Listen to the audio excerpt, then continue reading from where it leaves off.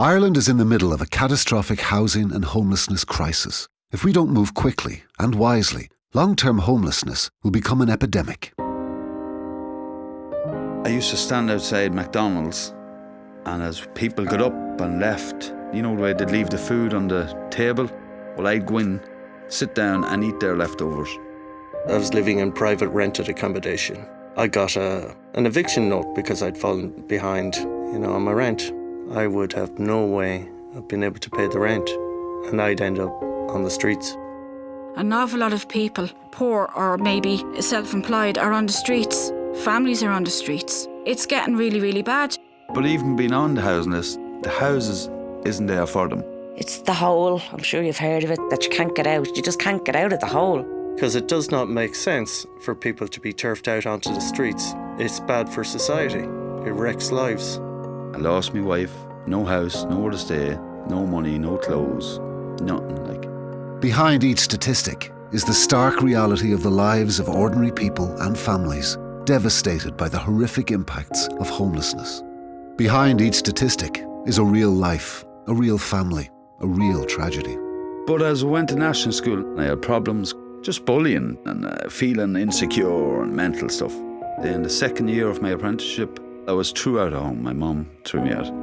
So I headed to America, and as I'm walking up the steps of Madison Square Garden, I can still remember it. And I was there, this is it. Walked down the street and went to the first Irish bar. Life was great, like. Got married, got my green card. My wife got pregnant. She committed a crime 4 years before that. She got sentenced to jail for 2 years, and that was it. Like that. And she wasn't out of jail for 2 weeks, and she left me and took Declan with her. I had no shame because I'm a pure drug addict. My mother was in a relationship as well.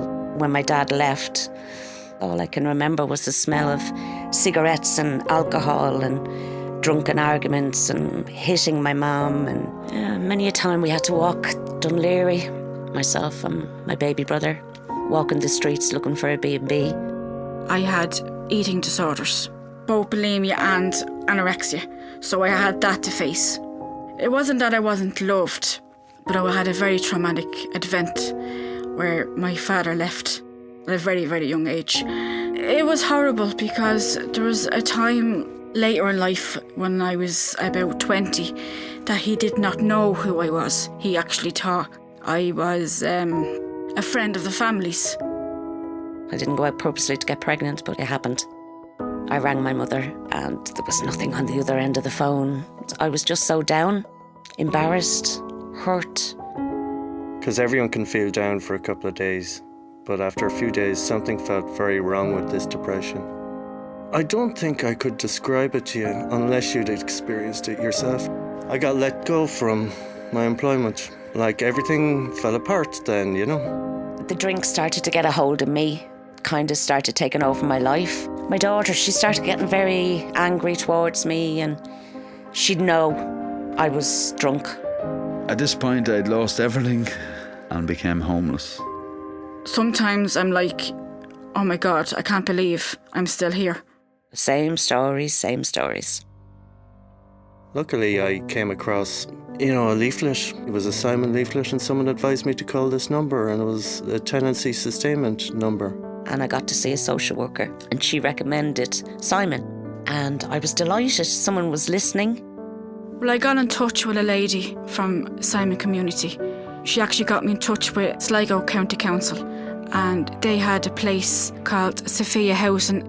And systems have been put in place to make sure that the rent is paid, and I'm gradually getting my life back together again.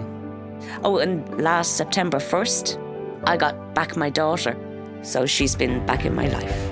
The Simon Community has 3 common sense solutions. 1. Deliver more housing and the right kinds of housing. 2. Deliver more adequate support services. 3. Prevent homelessness before it happens. You can make a difference. Join with Simon and call on the government to stand and deliver on its promise. All over the country, people are standing up and demanding action. Individuals, communities, families, workplaces. Please join them. It's time for Ireland to stand and deliver.